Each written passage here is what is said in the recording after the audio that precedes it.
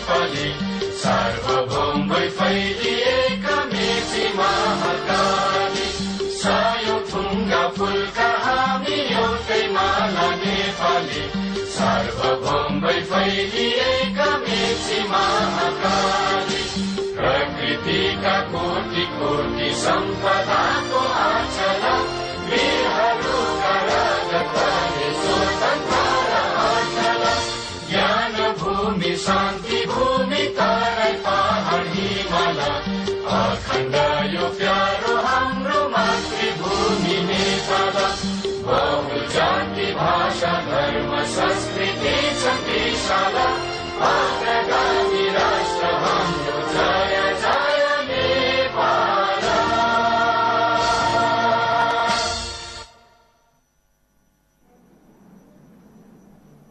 2082 भदौ 23 र 24 गते जेन्जी युवाहरूको अगुवाईमा भएको आन्दोलन र सो पश्चात माग भए अनुसार मेरो नेतृत्वमा मन्त्रीमण्डल गठन गर्ने आह्वान गरिए अनुसार यही भदौ 27 गते गठन भएको अन्तरिम सरकारको प्रधानमन्त्रीको हैसियतले मेरा आफ्ना अभिमतहरू संविधान दिवसको अवसरमा यहाँहरू समक्ष सार्वजनिक गरिसकेको छु। हाल समाजका लब्ध प्रतिष्ठित व्यक्तिहरू समावेश भएको मन्त्रीमण्डलको गठन भइसकेकोले नेपाली जनताले शासकीय प्रणालीमा परिवर्तन, भ्रष्टाचारको अन्त्य, सुशासन, चुस्त र प्रविधि मैत्री सार्वजनिक सेवा प्रवाह, विकास र समृद्धिको आकांक्षा राखी गरेको अभूतपूर्व प्रदर्शन र आन्दोलन पश्चातको जटिल परिस्थितिमा 6 महिनाभित्र प्रतिनिधि सभाको निर्वाचन गराउने जिम्मेवारी सहित म प्रधानमन्त्री भएको छु। युवा पुस्ताले गरेको प्रदर्शन र आन्दोलनका क्रममा मृत्यु वरण गर्न पुगेका शहीदहरूप्रति भावपूर्ण श्रद्धाञ्जली अर्पण गर्दै घाइते व्यक्तिहरूको शीघ्र स्वास्थ्य लाभको कामना गर्दछु। साथै सार्वजनिक संरचनाहरू, व्यावसायिक प्रतिष्ठान र निजी घर सम्पत्तिमा भएको अकल्पनीय र अपूरणीय क्षतिप्रति गहिरो दुःख व्यक्त गर्दछु। प्रदर्शनका क्रममा जीवन गुमाउने व्यक्तिहरूलाई शहीद घोषणा गरी निजका शोक सन्तप्त परिवारलाई आर्थिक राहतको व्यवस्था गरिएको छ। साथै सरकारले घाइतेहरूको निशुल्क औषधि उपचार तथा क्षतिपूर्तिको प्रबन्ध गरेको छ। यसको अतिरिक्त आन्दोलन क्रममा जेनजी विद्यार्थी तथा युवा युवतीहरूले अनाहकमा ज्यान गुमाउनु परेकोमा यो सरकार सम्बद्ध दोषीहरू उप सख्त कानूनी कारवाही गर्ने प्रतिबद्धता जाहेर गर्दछ। यस जटिल परिस्थितिमा मुलुकलाई निकास दिन आगामी फागुन 21 गते भित्रै स्वतन्त्र, निष्पक्ष, भयरहित वातावरणमा निर्वाचन सम्पन्न गर्न सरकारले आवश्यक पर्ने जनशक्ति, बजेट, निर्वाचन सामग्री, सुरक्षा र कानूनी व्यवस्था लगायतका विषयमा निर्वाचन आयोगका पदाधिकारीहरूसँग छलफल गरी आम निर्वाचनको प्रारम्भिक कार्य शुरू गरिसकेको छ। 18 वर्ष मुनि पुगेका जेनजी युवा पुस्तालाई मताधिकार प्रदान गर्ने र मतदाता नामावली अद्यावधिक गर्ने गरी विद्यमान निर्वाचन कानूनलाई अध्यादेशको माध्यमबाट संशोधन गरिसकिएको छ। रोजगारीको सिलसिलामा देश बाहिर रहनुभएका नेपाली नागरिकहरूलाई विदेशबाट समेत आगामी निर्वाचनमा मतदान गर्न सक्ने सम्भावनाको बारेमा नेपाल सरकारले निर्वाचन आयोगसँग छलफल गरिरहेको छ। वैदेशिक रोजगारीमा रहेका नेपाली नागरिकको मर्यादित रोजगारी तथा तिनका हकको संरक्षण एवं गैर नेपाली नागरिकहरूले उठाएका संविधान सम्मत मागहरूप्रति वर्तमान सरकार सकारात्मक रहेको छ। प्रतिनिधि सभाको आगामी निर्वाचनमा उत्साहका साथ भाग लिन र युवा पुस्ताको परिवर्तनको आकांक्षाको प्रतिनिधित्व गर्न सक्ने योग्य जनप्रतिनिधिको चयनका लागि आगामी निर्वाचनमा सहभागी हुन म सबै नेपाली दिदीबहिनी तथा दाजुभाइहरूलाई आह्वान गर्न चाहन्छु।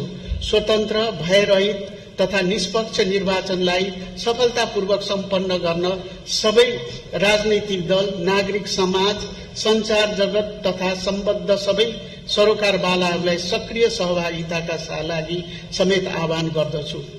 निर्वाचन सम्पन्न हुनका लागि शान्तिपूर्ण वातावरण कायम हुन जरुरी छ, तसर्थ मुलुकका सबै भौगोलिक क्षेत्रमा बसोबास गर्नुहुने दिदीबहिनी तथा दाजुभाइलाई धैर्यताका साथ शान्तिपूर्ण वातावरण कायम राख्न अनुरोध गर्दछु। आदरणीय दिदीबहिनी तथा दाजुभाइहरू, आन्दोलनका क्रममा क्षति हुन पुगेका सुरक्षा निकायका भवनलाई शीघ्र पुनर्निर्माण गर्न सरकार, निजी क्षेत्र तथा स्वयंसेवक नागरिकहरू जुटिसकेका छन्। त्यसै गरी सुरक्षा निकायलाई आवश्यक पर्ने सवारी साधन, बन्दोबस्तीका सामान, फर्निचर जस्ता अत्यावश्यक सामग्रीहरूको शीघ्र व्यवस्था गरी सुरक्षा निकायलाई पूर्ववत रूपमा कार्यस्थलमा परिचालन गर्ने गरी सरकारले कार्य प्रारम्भ गरिसकेको छ।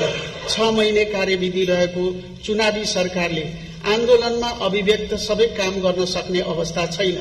तापनि हामी कतिसम्म गर्न सक्दछौं त्यसको इमानदार प्रयास गर्नेछौं।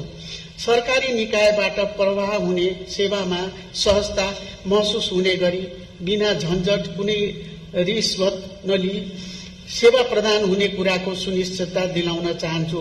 भ्रष्टाचारको न्यूनीकरण, विधिको शासन र सामाजिक न्यायको प्रत्याभूति लगायतको क्षेत्रमा वर्तमान सरकारले दृढताका साथ काम गर्नेछ। सेवाग्राहीको काममा ढिला सुस्ती, मोलमोलैजा, काम पन्छ्याउने, घुस रिश्वत माग्ने, अनावश्यक दुःख हैरानी दिने, सेवाग्राहीसँग अपमानजनक व्यवहार गर्ने जस्ता कार्य भएमा उजुरी सोको तत्कालीन निराकरण गर्नका लागि प्रधानमन्त्री तथा मन्त्री परिषदको कार्यालय, नेपाल सरकारका सबै मन्त्रालय एवं तीनै तहका सरकारी कार्यालयमा हटलाइनको व्यवस्था गरिएको छ। नेपालको संविधान र शासकीय प्रणालीको संशोधन लगायत जेनजी पुस्ताले आन्दोलनको क्रममा उठाएका विषय वर्तमान अन्तरिम सरकारको कार्यक्षेत्रभन्दा बाहिरको विषय भएकाले युवा पुस्ता लगायत परिवर्तन पक्षधर आम नेपाली जनतालाई आगामी निर्वाचनमा सहभागी भई संवैधानिक प्रक्रियाबाटै संविधान संशोधन गर्नका लागि आग्रह गर्न चाहन्छु। नेपाल सरकारले उद्योग, व्यापार तथा व्यापारिक प्रतिष्ठानमा भएको आगजनी तथा तोडफोडबाट प्रभावित उद्योगी व्यवसायीहरूको मनोबल उच्च राख्न आन्दोलनबाट प्रभावित उद्योग, व्यापार, व्यावसायिक प्रतिष्ठानलाई राहत, कर, छूट, सहुलियत तथा सुविधाहरू प्रदान गरी आर्थिक क्रियाकलाप सहज रूपमा सञ्चालन गर्न एकीकृत व्यावसायिक पुनरुत्थान योजना कार्यान्वयनमा ल्याएको छ। निजी क्षेत्रको मनोबल वृद्धि गर्न तथा आन्तरिक र अन्तर्राष्ट्रिय व्यापारको लागत कम गर्न प्रक्रियागत सुधार प्रारम्भ गरिसकिएको छ। नेपाल सरकारले औद्योगिक तथा व्यापारिक प्रतिष्ठानको सुरक्षा व्यवस्था कायम राख्न उच्च प्राथमिकता दिएको छ। सरकारले आन्दोलनको क्रममा क्षति हुन पुगेको संरचनाहरू पुनर्निर्माण तथा पुनर्स्थापन र आम निर्वाचन सम्पन्न गर्नका लागि अनुत्पादक खर्च कटौती गर्दै टुक्रे आयोजनाका लागि विनियोजित बजेट खारेज गरेको छ। आन्दोलनको क्रममा क्षति भएका सार्वजनिक तथा सरकारी भौतिक संरचनाको पुनर्निर्माण सम्बन्धी कार्यका लागि पुनर्स्थापन कोष स्थापना गरिएको छ। पुनर्निर्माणमा योगदान गर्न चाहने सरकारी, निजी क्षेत्र, संघ संस्था, मित्र राष्ट्रहरू लगायत स्वदेश तथा विदेशमा रहनुभएका सम्पूर्ण नेपाली नागरिकलाई उक्त कोषमा रकम जम्मा गरी सहयोग गर्नुहुन हार्दिक अपील गर्दछु। सार्वजनिक सम्पत्ति, भौतिक संरचना तथा निजी प्रतिष्ठानको क्षतिको मूल्याङ्कन गरी सोको पुनर्निर्माण योजना तयारीको कार्य प्रारम्भ गरिएको छ। साथै क्षतिग्रस्त सार्वजनिक संरचनाको पुनर्निर्माण तथा मर्मत सम्भार, सवारी साधन तथा अन्य माल सामान खरिद प्रक्रियालाई छिटो र सरल बनाई नियमित काम र सेवा प्रवाह सुचारू रूपले गर्ने व्यवस्था मिलाइएको छ। दुर्गम, हिमाली तथा पहाड़ी जिल्लाहरूमा टेलिफोन र तथा इन्टरनेट सेवाको सुविधा विस्तार गर्ने कार्य प्रारम्भ गरिएको छ। श्रद्धेय नेपाली दाजुभाइ तथा दिदीबहिनीहरू, आन्दोलनका क्रममा भएको तोडफोड, आगजनी, लुटपाट, बल प्रयोग लगायतका घटनाको सत्य तथ्य छानबिन गरी प्रतिवेदन पेश गर्न न्यायाधीश गौरी बहादुर कार्कीको अध्यक्षतामा 3 सदस्यीय जाँचबुझ आयोग गठन गरिएको छ।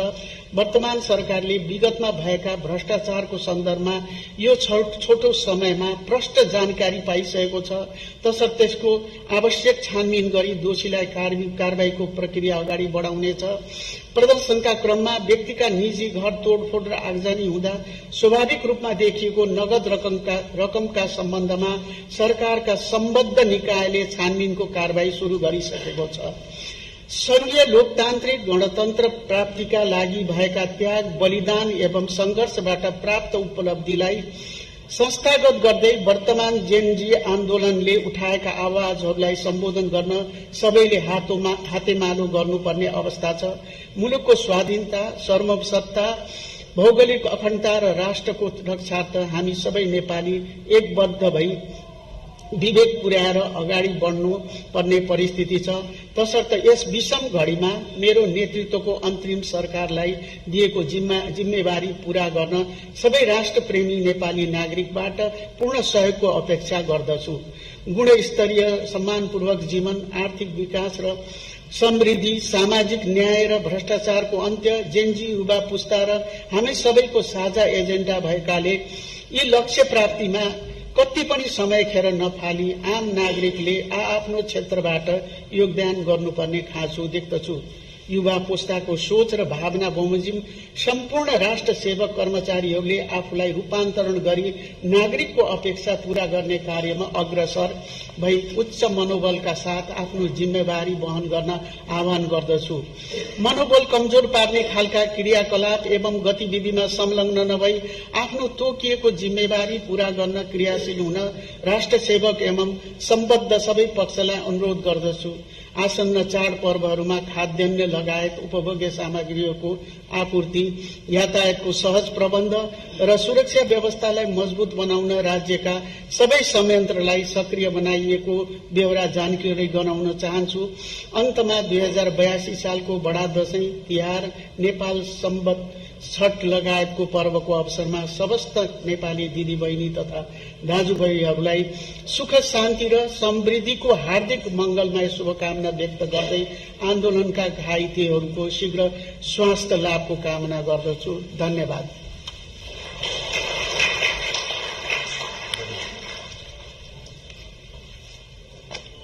सक्यो हैन? ल, थ्याङ्क यू।